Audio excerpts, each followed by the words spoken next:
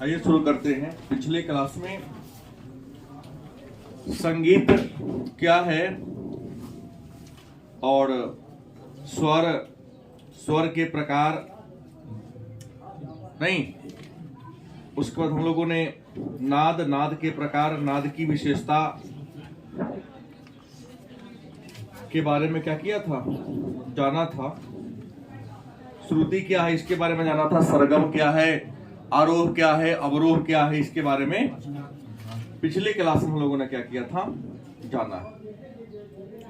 तो आरोह अवरोह को जान लेने के बाद उसका शुद्ध स्वर के प्रकार को भी हमने पढ़ा था।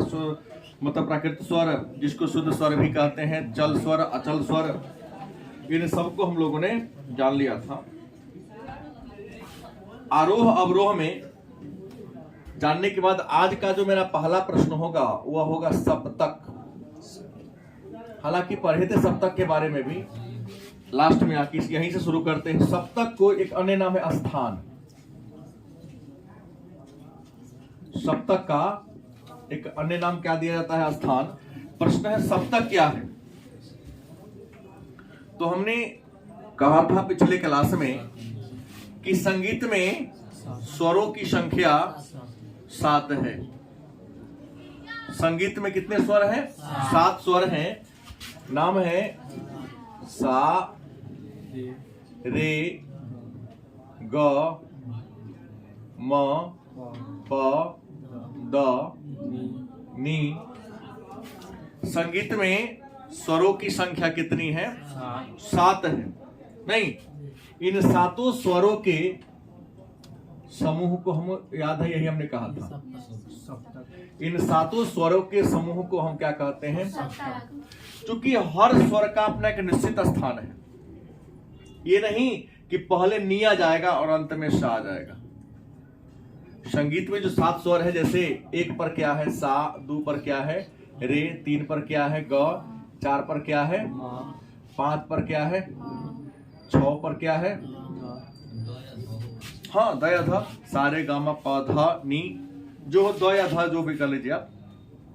तो सभी स्वर का अपना निश्चित जगह है, स्थान है, इसलिए इसका अन्य नाम क्या पड़ गया, स्थान। मतलब सा किस नंबर पर है? 1 नंबर। रे पर 2 नंबर, ग, म, प, 6 नंबर पर क्या है, 7 नंबर में।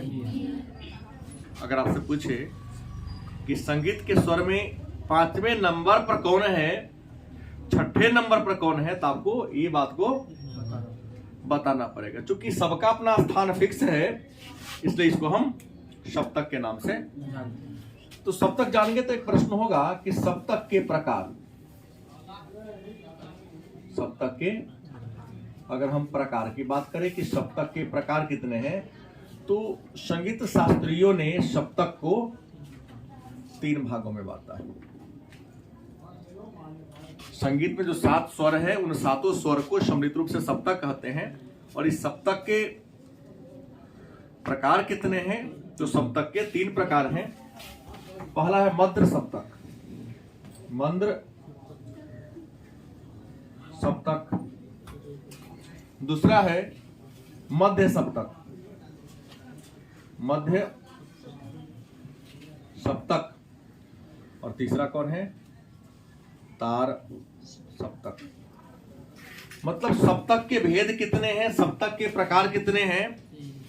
तो हमने कहा कि सप्तक के 3 प्रकार है। पहला है मध्य सप्तक, दूसरा मध्य सप्तक, तीसरा कौन है? तार सप्तक। मन में प्रश्न होगा तो ये मध्य सप्तक क्या है? तो जब आप कोई गीत गाते हैं, तो गीत गाना का भी, कोई भी भजन हो चाहे कीर्तन हो, क्या हिंदी या भोजपुरी गाना हो, तो कुछ ऐसे गीत गाते हैं जिसमें आपका साउंड औसत से भी नीचे होता है। कुछ गीत गुनगुनाते हैं ना बहुत धीमी स्वर में, जैसे हम लोग एक औसत स्वर के साथ मतलब आवाज में बोल रहे हैं ताकि पीछे वाला को भी क्या दे सके, सुनाई सके। लेकिन कई बार आप इतना धीमा आवाज बोलते हैं कि बगल वाला को सुनाई दिया चाहे ना भी दिया, मन ही मन गुनगुना लेते हैं बहुत धीमे स्वर में। तो जिस संगीत को, या कभी कभी क्या करते हैं, किसी गीत को या संगीत के सातों स्वर में से किसी खास स्वर को बहुत धीमी आवाज में आप गा देते हो, औसत आवाज से भी कम नीचे की आवाज पर जिसे आप गुनगुनाते हो या गाते हो, उसी को कहते हैं मध्य सप्तक। और इन सातों में ध एंड नी, ये दो ऐसा स्वर है जिसे हमेशा मध्य सप्तक में ही गाया जाता है। मध्य सप्तक या मंद सप्तक भी कह सकते हैं। मंद सप्तक क्या है?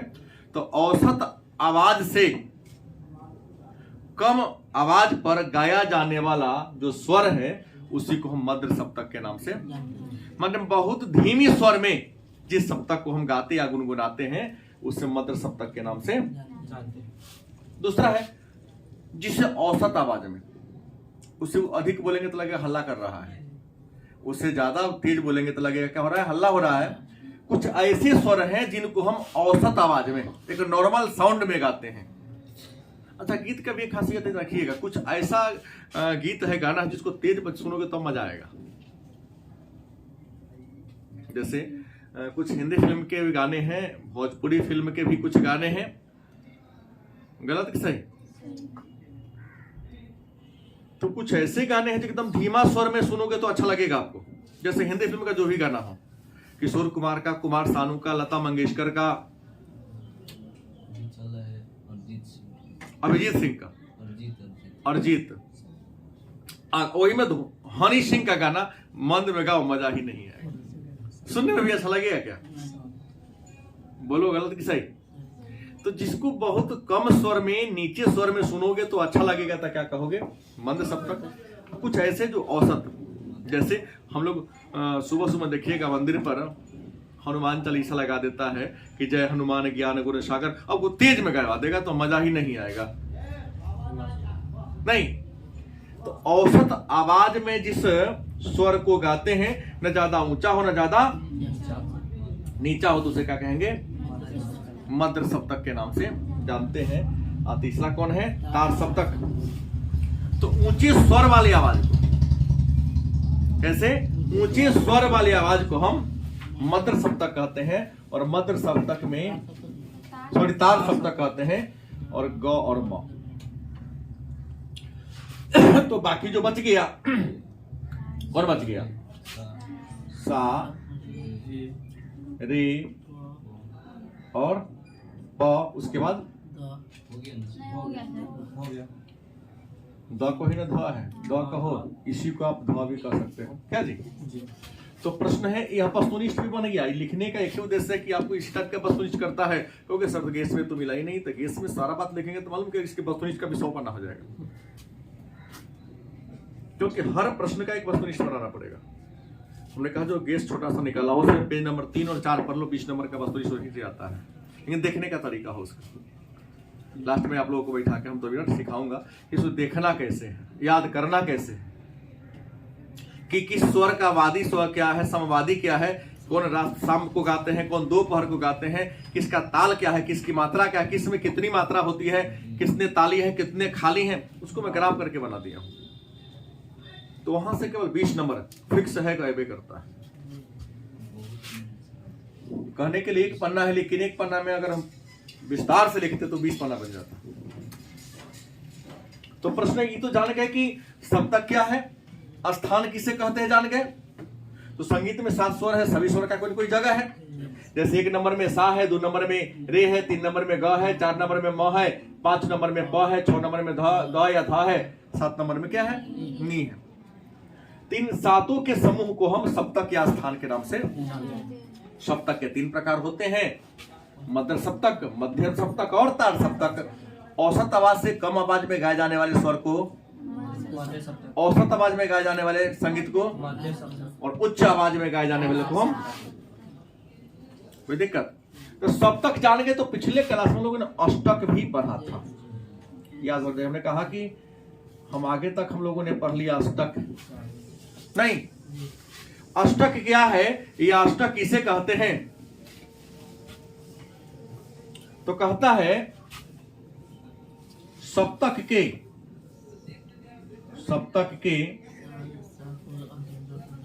7 स्वरों में नहीं, में के अंत में, किस क्या पे अंत में षडज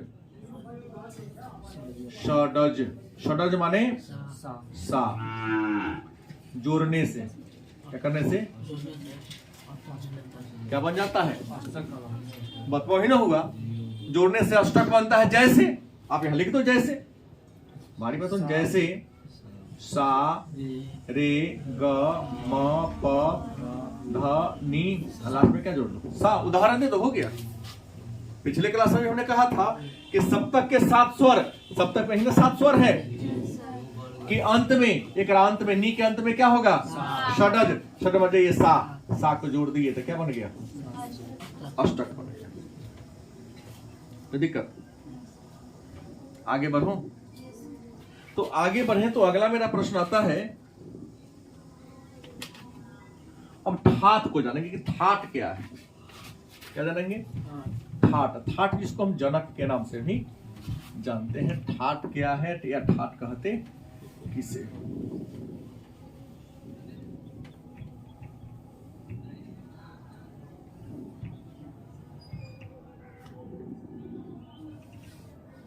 एक अगला प्रश्न आता है मेरे सामने,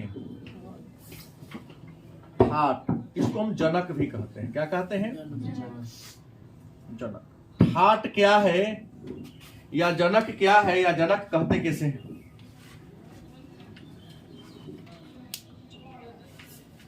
ठाट क्या है या जनक क्या है?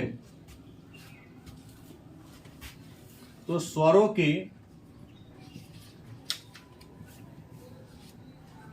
उस मेल समूह को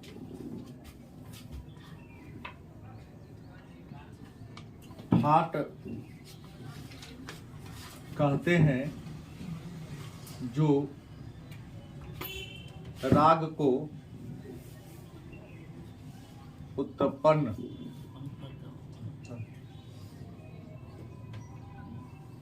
करने में क्या हो? सक्षम। माने स्वरों के उस मेल को, भाई स्वर तो 7 गो है, स्वर कै गो है? उस 7 को हम आगे पीछे घुमा के गवाते हैं। जैसे स्वर 7 है, हमने क्या बताया? सा रे ग म प ध नी। लेकिन देखिएगा हारमोनियम पर सा सा सा सा, फिर रे रे रे रे दोहराता है, 2 बार 3 बार 4 बार करता है। जैसा संगीत होगा वैसा हारमोनियम मास्टर या बिंजू मास्टर बजा देता है। और ताल ठोकने वाला तबला पर भी उसी प्रकार के ताल ठोकता है। क्या कहता?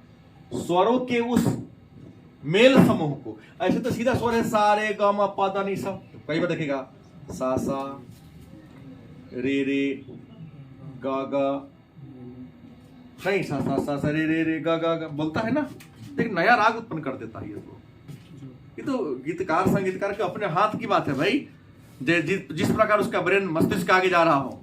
लेकिन लोगों के मनोदशा को भी जानकर उत्पन्न करता है कि लोग किसी सुनने में, कैसा सुनने में पसंद करता है। पहले के समय में लोग मध्य सप्तक के संगीत सुनना ज्यादा पसंद करते थे, और आज तो तार सप्तक वाले ज्यादा आप लोग हैं।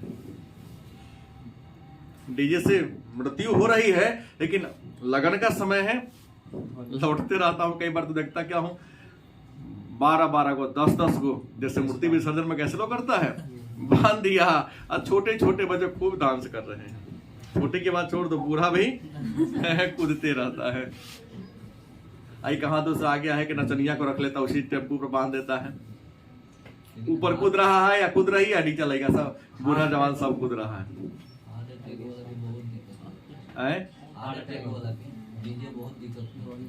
अब देखिए ना, पहले के समय में कहाँ हृदयाघात ज्यादा होता था, आज देख रहे हैं नौजवान को हृदयाघात हो रहा है।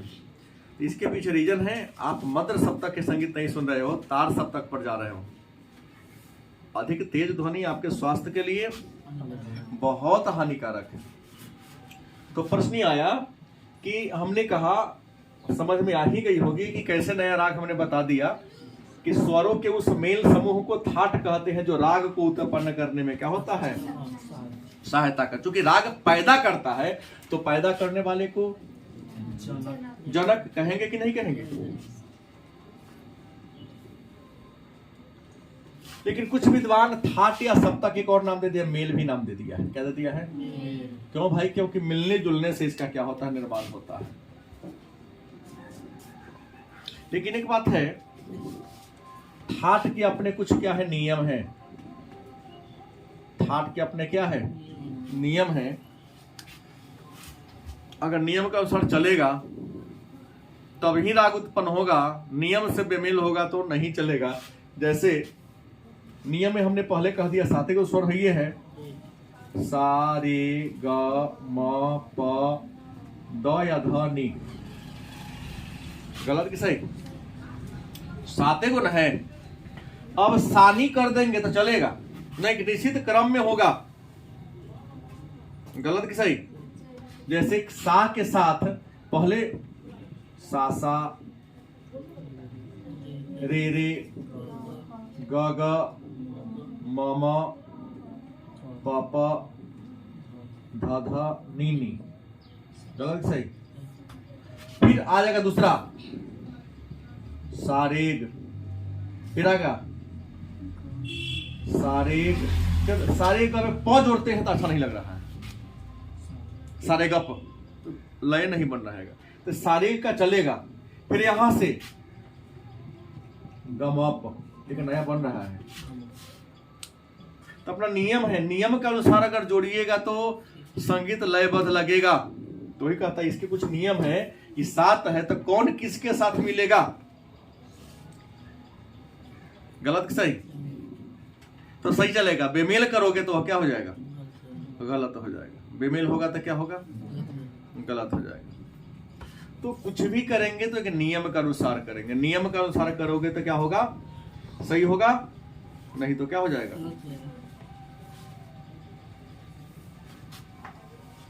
आगे हम चर्चा कर ले संगीत के बारे में। कुछ और महत्वपूर्ण आगे की बात है कि संगीत की शैलियां, मतलब ये जो है मेल है या जनक है, तो एक प्रकार की शैली हो गई। क्या हो गई, शैली हो गई।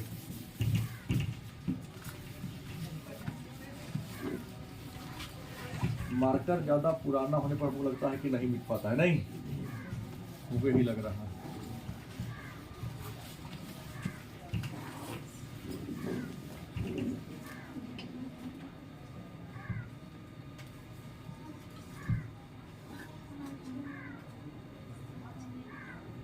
चलिए अब एक नया बात आया,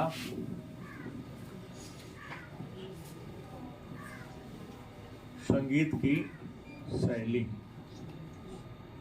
शैली का मतलब तरीका होता है। क्या गलत कि सही?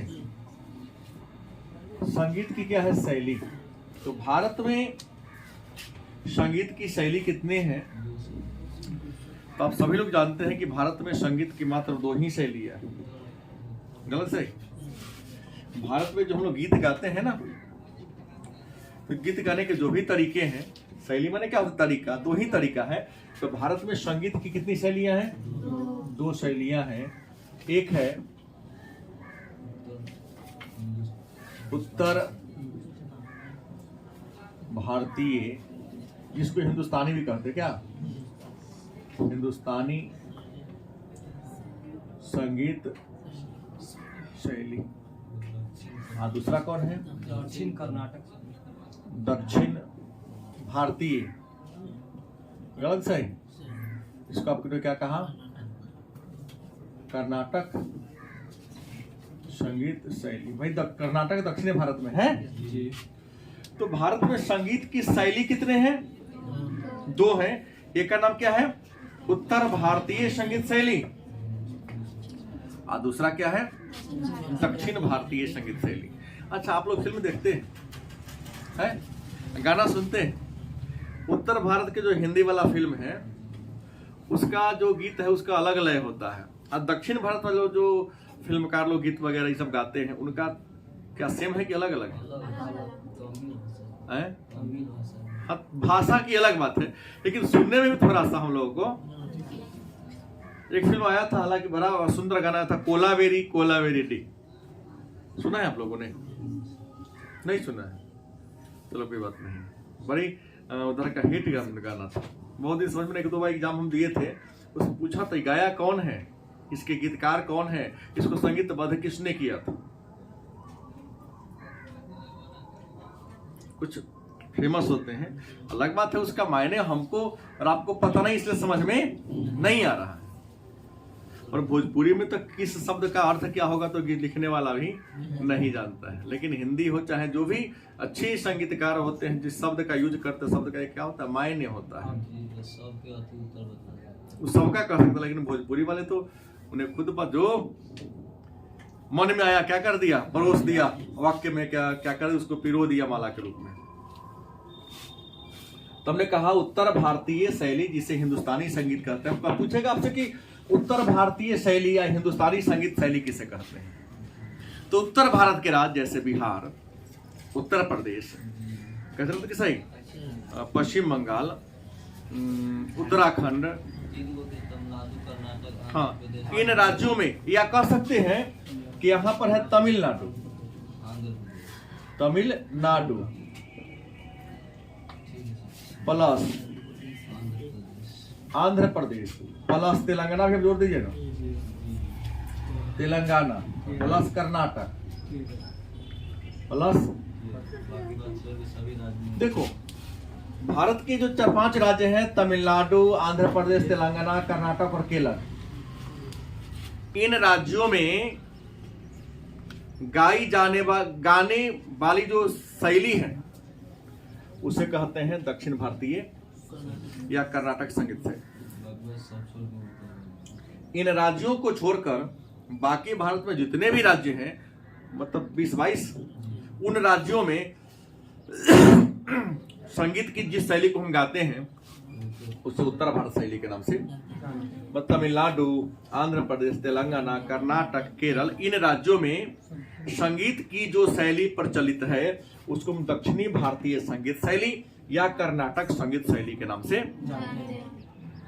और इन राज्यों को छोड़कर आप 2-4 को नाम दे सकते हो, बिहार, उत्तर प्रदेश, उत्तराखंड, पश्चिम बंगाल, मध्य प्रदेश, इन राज्यों में गलत कि सही, संगीत की जो शैली प्रचलित है उसी को हम उत्तर भारतीय या हिंदुस्तानी संगीत शैली के नाम से। समझ में आ रही है ना? अब एक नया प्रश्न आ रहा है मेरे सामने, राग क्या रहा है? राग क्या है या राग कहते किसे हैं? राग सुने हैं? कई राग हैं, राग भीमपलासी, राग भैरव नहीं। आप प्रश्न कहता है कि कौन सा राग किस समय गाना चाहिए, और हर राग की अपनी अपनी क्या होती है, जाति होती है। हर राग का अपना वादी स्वर होता है, उसमें एक पेज में होगा, हर राग का अपना एक समवादी स्वर होता है। कोई राग है जो कोमल स्वर में गाते हैं, तो कोई राग को हम तीव्र स्वर में गाते हैं, क्योंकि हर जो राग तीव्र स्वर में गाने वाला हो उसको कोमल स्वर में गाइएगा तो वह सुनने में ही आपको अच्छा नहीं लगेगा। तो सबसे पहले बात हमने कहा, अभी एक नया प्रश्न क्या पढ़ेंगे, राग। अच्छा, साधारण बोलचाल की भाषा में राग किसे कहते हैं? तो साधारण राग माने लगाव कहता है, ओकरा से बड़ा राग ओकरा है तालमेल। राग का शाब्दिक अर्थ क्या ले लेते हैं, लगाव। तो राग है क्या? तो स्वरों का वह समूह जो ईश्वर से क्या कर दे, लगाव पैदा कर दे।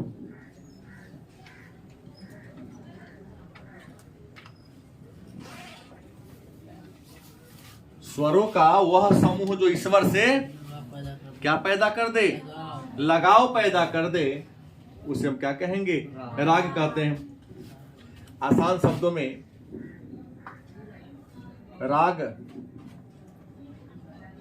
स्वरों का वह समूह है जो हमें मनोरंजन प्रदान करती है, मनोरंजन प्रदान करती है, उसी को क्या कहते हैं? मतलब संगीत से लगाव पैदा करने वाले शब्द को हम, राग का मतलब होता है लगाव, जो संगीत से हमें लगाव पैदा कर दे। आसान शब्द में और कहा जाए तो संगीत से क्या करने वाले? संगीत से लगाव पैदा करने वाले स्वर समूह को क्या कहते हैं? राग कहते हैं। राग सुसज्जित होगा तो सुनने में आपको क्या लगेगा? अच्छा लगेगा। लेकिन राग यदि सुसज्जित नहीं है तो सुनने में आपको अच्छा नहीं लगेगा। लेकिन एक बात है, एक बात महत्वपूर्ण जान लें कि राग के 10 लक्षण हैं। राग के लक्षण कहे तब या नियम कहे तब। राग के कितने लक्षण हैं? 10 लक्षण हैं। और एक और है, को हर राग किसी न किसी ठाट से उत्पन्न होता है। देखिए किसमें होगा, किस राग का कौन सा ठाट है। और तीसरा है, राग में कम से कम कितने स्वर होना चाहिए? 5 स्वर होना चाहिए। कम से कम 5 स्वर होना चाहिए। और हर राग का अपना आरोह व अवरोह होता है। हर राग का अपना आरोह भी होता है, अवरोह भी होता है। हर राग का वादी स्वर भी होता है और मैं बोला समवादी स्वर भी होता है। मतलब राग के कुछ नियम है कि राग के 10 लक्षण या नियम है। पहला क्या है? हर राग का कोई ना कोई ठाट होगा, किसी न किसी पेज में होगा, कौन सा राग कौन सा ठाट पर बजता है। दूसरा तो याद आपको करना पड़ेगा। दूसरा, राग में कम से कम कितना स्वर होना चाहिए? 5। संगीत में कितने स्वर है? 7। कितने स्वर है? 7। तो एक राग में कम से कम कितना स्वर देना होगा? 5। आप 7 लगा सकते हैं, लेकिन कम से कम क्या देना होगा? 5 स्वर से अगर कम है तो उसमें राग पैदा होगा ही नहीं। दूसरा, राग का अपना आरोह हो, माने उतरने का, और हर राग का चढ़ाने का और उतारने का क्रम क्या होता है? अलग अलग होता है। राग का अपना वादी स्वर होता है और समवादी स्वर भी होता है। अब है कि राग की जातियां। एक है राग की जातियां, मतलब हमने कहा राग कई हैं, लेकिन राग की जातियां कितनी हैं? तो राग की जाति की बात करें तो राग की 3 जातियां हैं। राग की कितनी जातियां हैं? और हमने अभी कहा कि एक राग में कम से कम कितने स्वर लगते हैं और अधिक से अधिक कितने लगेंगे? क्योंकि स्वर 7 और 10 कहां से आएगा? गलत सही? एक राग में कम से कम कितने स्वर होने चाहिए? 5। ज्यादा से ज्यादा? क्या 6 लग सकता है कि नहीं? लगेगा, क्यों नहीं? कम से कम 5 है, राग 7 को है तो कोनो में कम से कम 5 को लगेगा, या क्या लगेगा? 6 लगेगा, ना तो क्या लगेगा? 7 लगेगा। तो राग की जातियां कै गो हो गई? मतलब 5 स्वर वाले राग, 6 स्वर वाले राग और 7 स्वर। तब कहेंगे 3 है तो नाम क्या है? तो एक का नाम है औडव। क्या नाम है? औडव। दूसरा का नाम क्या है? शाडव। और तीसरा का नाम क्या है? संपूर्ण। क्या नाम है? राग की जातियां, तो हमने कहा कि राग की कितनी जातियां हैं? 3। नाम क्या है? औडव, शाडव और संपूर्ण। और एक प्रश्न यहां मैं बदला था अभी कि एक राग में कम से कम कितने स्वर लगते हैं? ज्यादा से ज्यादा? भारी है कि आसान है? है तो थोड़ा आसान ही, और थोड़ा देर लगता है क्योंकि नया विषय डायरेक्ट आप लोग 12वीं में इसको पढ़ रहे हैं। अगर 8वां 9वां से इसको भी थोड़ा थोड़ा ध्यान दिया जाता तो अच्छा लगता है, ज्यादा अच्छा लगता। अब सवाल है कि औडव राग किसे कहते हैं? क्या है? औडव राग किसे कहते हैं? तो जिस राग में ज्यादा से ज्यादा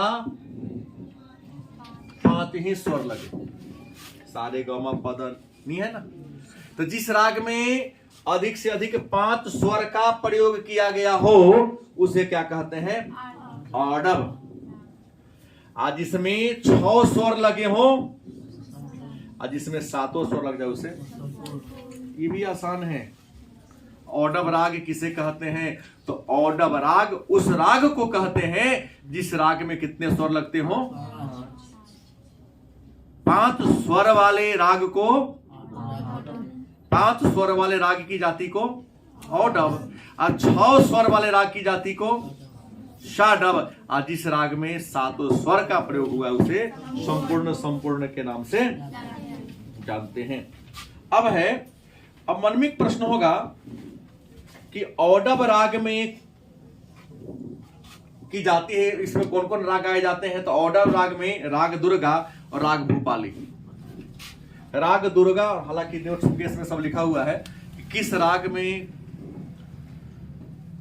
कौन सा गाया जाता है, लिखा हुआ है, उसको याद करने की जरूरत केवल है। तो राग दुर्गा और राग भूपाली ऑडव राग का स्वर है, और राग मरवा और राग तुरिया षाडव का है, और संपूर्ण में क्या है? बिलावल, कल्याण, ये सब संपूर्ण की जातियां हैं। अब सब सवाल है कि राग है कै गो? रियल में है कै गो? 3 गो है। लेकिन प्रश्न है तीनों राग की जो जातियां हैं यदि सबको मिला दिया जाए तो कै गो राग बन जाएगा? अभी आपने कहा 9 गो बन जाएगा। तीनों राग को यदि आपस में क्या कर दिया जाए, अगर राग रियल में कै गो है? 3 गो ही राग है, लेकिन तीनों राग को यदि आपस में क्या कर दिया जाए, मेल जोल कर दिया जाए, तो आपने जस्ट कहा, हमने कहा राग की जाति कै गो है, तो आपने कह दिया 9 गो। लेकिन रियल में कै गो है 3 गो। लेकिन तीनों राग को यदि आपस में क्या कर दिया जाए, मिला दिया जाए, तो कितने राग बन जाएंगे? 9। जैसे एक में क्या है? ऑडव। क्या होगा? ऑडव। तो ऑडव के साथ हम षाडव को जोड़ सकते हैं। गलत कि सही? अच्छा, ऑडव षाडव, फिर ऑडव के साथ हम संपूर्ण को जोड़ सकते हैं। क्यों नहीं? फिर ऑडव, हमने तो ऑडव जोड़ सकते हैं कि नहीं? तो 1 से तो 3 को बन गया, 1 से 3 को बनेगा। षाडव ऑडव, षाडव षाडव षाडव संपूर्ण लिखना पड़ेगा कि समझ गए? लिखिए देता हूं, टेंशन नहीं हो। दूसरा हमने क्या किया? षाडव, षाडव के साथ षाडव आ जाएगा। जैसे हमने कहा सा सा रे रे ग ग म म, नहीं, फिर सारेग गमप, तो षाडव। दूसरा क्या होगा? षाडव ऑडव, आगे पीछे कर सकते हैं, षाडव संपूर्ण, ये तो जान गए। तो 3 तीसरा कौन है? संपूर्ण है। तो संपूर्ण के साथ भाई संपूर्ण तो मिलेगा ही, संपूर्ण के साथ षाडव मिलेगा, और संपूर्ण के साथ क्या मिलेगा? ऑडव मिलेगा। तो सवाल ये हुआ कि राग की मूल कितनी जातियां हैं? याद रखना चाहिए, नहीं तो गड़बड़ा एक नंबर जाएगा। राग की मूल जातियां कितनी हैं? 3 ही मूल जातियां हैं। नाम क्या है? ऑडव, षाडव और संपूर्ण। लेकिन यदि इस तीनों जाति को, जैसे मूल है ऑडव है, षाडव है और संपूर्ण है, इन तीनों राग की जातियां को यदि हम मेल जोल करते, मिला जुला दे, तो कितने प्रकार के राग पैदा हो जाते हैं? 9 प्रकार के राग बन जाते हैं, जिसको हमने आपको बता दिया।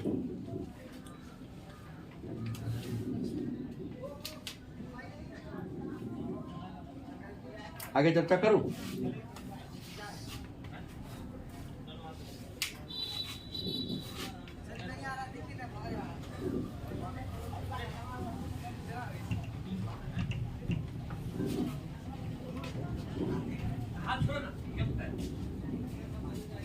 तो इसके बात को भी हम लोगों ने क्या कर लिया, जान लिया। अब एक आता है, वो सर म्यूजिक पड़ेगा, वो पड़ेगा सर। राग के प्रकार की बात करते हैं। एक आता है, खुश रहिए, राग के प्रकार। हमने राग तो पढ़ लिया, जो हमको लगाव पैदा, संगीत से जो लगाव पैदा करने वाला हो तो उसको हम राग क्या कहते हैं।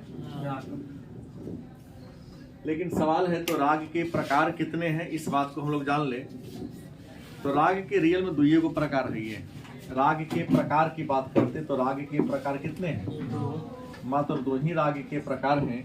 एक का नाम है आश्रय राग, बता रहा हूं ना सब बात, आश्रय राग, और दूसरा कौन है, जन्य राग। भाई देखो थोड़ा सा बुद्धि लगाना है, अगर शब्द का अर्थ जान गए तो विषय कोई भी भारी। हम लोगों में एक छोटी सी बुराई है कि अभी तक जो पढ़ते आ रहे हैं, पढ़ तो लिए लेकिन शब्द का अर्थ जानने का कोशिश हम लोगों ने, अगर शब्द का अर्थ जानने की कोशिश किए रहते तो कोई विषय भारी। जहां तक मेरा व्यक्तिगत विचार है, इसलिए बच्चों की किताब में देखिएगा क्या कि हर पाठ के पीछे शब्दार्थ होता है। जब हम लोग छोटे थे और पढ़ाई करते थे तो टीचर शब्दार्थ पहले रटवाते थे, उसके बाद पढ़ाते थे। तो मैंने पढ़ा वो बता रहा हूं, लेकिन आज तो टीचर भी आते तो सीधे शुरू कर देते हैं और बच्चा तो किताब को छूता ही नहीं है। क्या पुस्तक से नफरत हो गई है, वो तो हम क्या बच्चा, हम तो जानते ही नहीं है और बच्चा भी नहीं जानता है। क्योंकि आप लोग तो जानते ही हैं, पूछा जाता है कि दुनिया में सबसे ज्यादा पढ़ा जाने वाला बुक कौन है, उत्तर दिया फेसबुक। दुनिया में सबसे ज्यादा अगर किसी बुक को आजकल के नौजवान बच्चे, लड़के हैं या लड़कियां अगर पढ़ती है तो वह कौन बुक है। और जब तक फेसबुक पढ़ोगे, मेरा चेहरा बुक, तब तक रियल बुक आपको समझ में नहीं आएगी। तो प्रश्न है राग के प्रकार कितने हैं, तो राग के दो प्रकार हैं। पहला कौन है, आश्रय राग। आश्रय में जो किसी पर निर्भर हो। आश्रय का मतलब क्या होता है, जैसे आप लोग आश्रय है कि नहीं, मतलब ज्ञान के लिए हम पर निर्भर है, तो रुपया पैसा अपने जरूरतों को पूरा करने के लिए अपने मम्मी पापा पर, मम्मी क्या पापा पर निर्भर है, गलत है सही।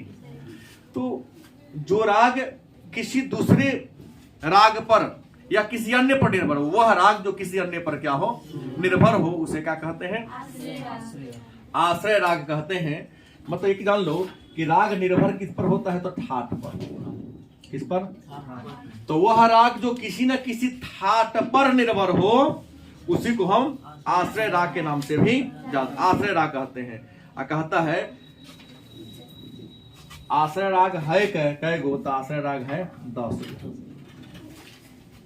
मतलब 10 गो ऐसा राग है जो किसी न किसी ठाट पर निर्भर है। जैसे आप लोग 4-5 भाई बहन हैं, तो मान लो कि आप लोग 4 लोग बेरोजगार हैं, तो पापा समोसा खाना है, पानी पूरी खाना है, 10 रुपया दीजिए ना। लेकिन उसी में आपका कोई भाई बहन जॉब कर रहा है, कमा रहा है, तो पापा से मांगते हैं क्या, उल्टे कई बार पिताजी को ही अपना खर्चा से बच गया, पिताजी ले लीजिए इतना बच गया, हम क्या करेंगे रख के। जो अच्छे बच्चे होते हैं उनकी बात मैं कर रहा हूँ कि अपने आमदनी का मैक्सिमम हिस्सा अपने फादर को दे देते हैं, कुछ अपने पॉकेट खर्चा में रख लेते हैं। तो कहता है कि आश्रय राग वह राग जो किसी न किसी ठाट पर निर्भर हो।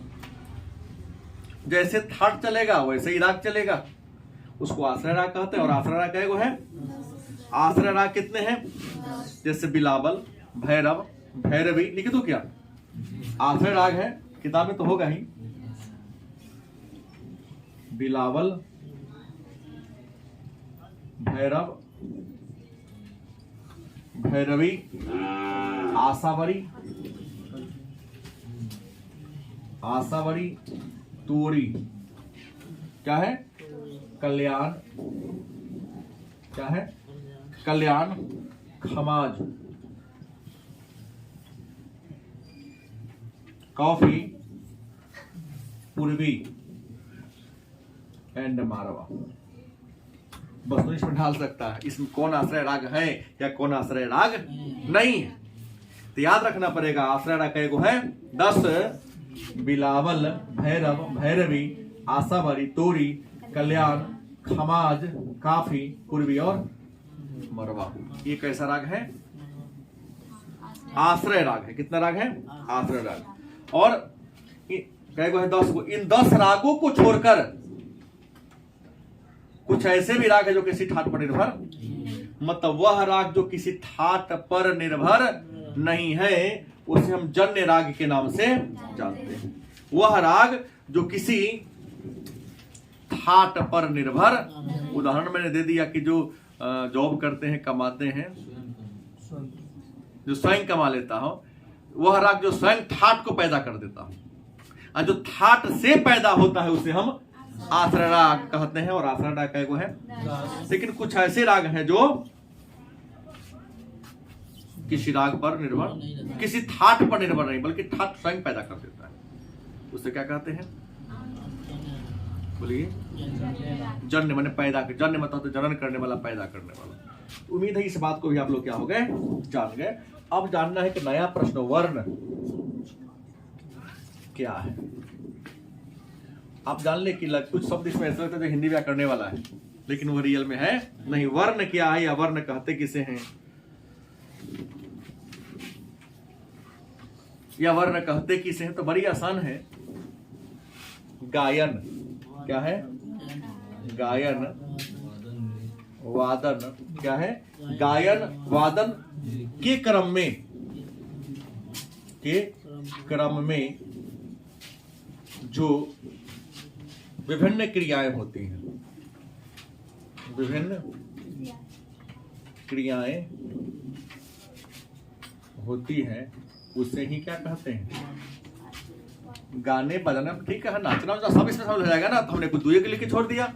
गायन वादन के क्रम में जो विभिन्न प्रकार की क्रिया, एक्टिविटी होती है, उनको हम सम्मिलित रूप से क्या कहते हैं? वर्ण के नाम से जानते हैं। गायन वादन के क्रम में मतलब संगीत में गाना होता है, बजाना होता है, नाचना होता है।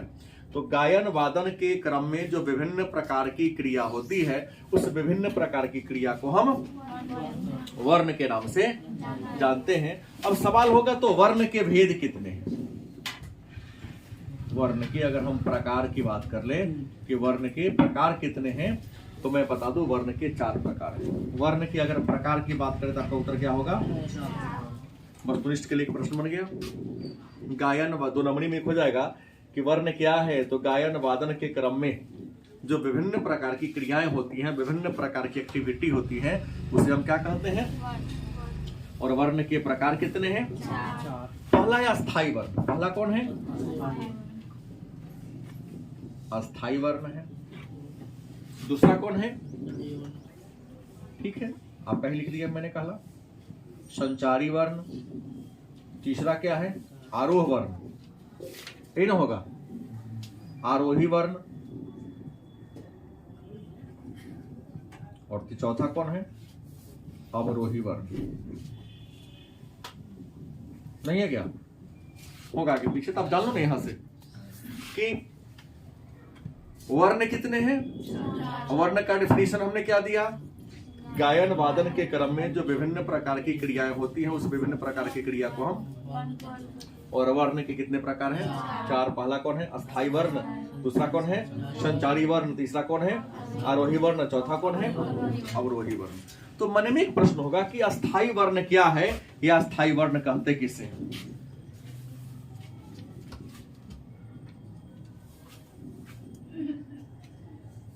तो कोई भी आप गीत गाते हैं तो देखते हैं एक निश्चित स्वर में ऊपर उठता है लगातार, जब गाना खत्म होने तक निश्चित धीरे धीरे का डाउन होता है। उसके निश्चित क्रम होता है, जैसे सीढ़ी पर एक एक करके आपने ऊपर चढ़ा, एक एक करके नीचे उतरिएगा, होता है ना। तो संगीत में वह स्वर जो एक निश्चित क्रम में ऊपर की ओर क्या होता है? चढ़ता है, और निश्चित क्रम में ही क्या होता है? नीचे। जैसे हम लोग एक एक सीढ़ी चढ़ते हैं, लेकिन आप लोग के बाद 3 को खराब हो जाते हैं। गलत बोला कि सही बोला? बच्चा है आप लोग, ऊर्जा है ज्यादा, कुदकने फटकने की क्षमता है आप में। तो अस्थाई वर्ण उस वर्ण को कहते हैं जिसमें एक निश्चित क्रम में स्वर ऊपर की ओर बढ़ते हैं या नीचे की ओर आते हैं, तो उसे कहते हैं अस्थाई वर्ण।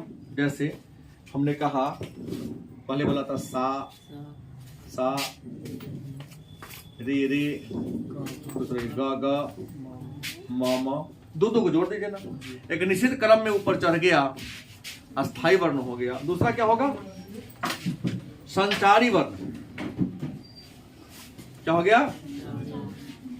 तो जो संगीत में कितने स्वर हैं? 7। तो सातों स्वर को मिलाने से, सातों स्वर को मिलाने से, लेकिन सातों स्वर लेना नहीं है, इन्होंने लिखवा तो दिया जरूर संचारी वर्ण, लेकिन संचारी वर्ण चौथा नंबर पे आता है। कितना नंबर पे? चौथा नंबर पे आता है कि अस्थाई, आरोही और अवरोही वर्ण के मिलने से जिस वर्ण का निर्माण होता है उसी को हम संचारी वर्ण के नाम से। तो क्लास चल रहा है ना, तो बढ़ जाओ। अस्थाई, ठीक है, अस्थाई वर्ण, आरोही वर्ण और अवरोही वर्ण के मिलने से जिस वर्ण का निर्माण होता है उसे क्या कहते हैं? और आरोह का मतलब तो जानिए रहे हैं। संगीत में कितने स्वर हैं? 7। सारे ग म प, लगातार ऊपर की ओर चल रहा है तो उसे क्या कहेंगे? आरोही वर्ण। और संगीत के 7 स्वर है सारे ग म प ध नी, ध नी स ध प म ग रे सा। उतरते क्रम को क्या कहते हैं? तो परिभाषा आसान हो गया ना कि अस्थाई वर्ण उस वर्ण को कहते हैं जो निश्चित क्रम में ऊपर की ओर चढ़ता है, अस्थाई। आरोही वर्ण क्या है? तो संगीत के साथ जोड़ के चढ़ते क्रम को, यहाँ अस्थाई में चढ़ना उतरना दोनों शामिल है, और आरोह में केवल चढ़ना है, अवरोह में क्या है? उतरना है। इन तीनों को संयुक्त रूप से हम क्या कहते हैं? संचारी वर्ण के नाम से जानते हैं। तो दिक्कत हो रही है क्या? तो दिक्कत नहीं हो रही है, तो आज यही छोड़ते हैं। और अगले क्लास हम लोग आलाप क्या है, तान क्या है, तोड़ा क्या है, तान के प्रकार कितने हैं, नहीं गीत क्या होता है, गीत कितने प्रकार के होता है, गीत के किस भाग को किस नाम से जानते हैं, अगले क्लास में चर्चा करेंगे।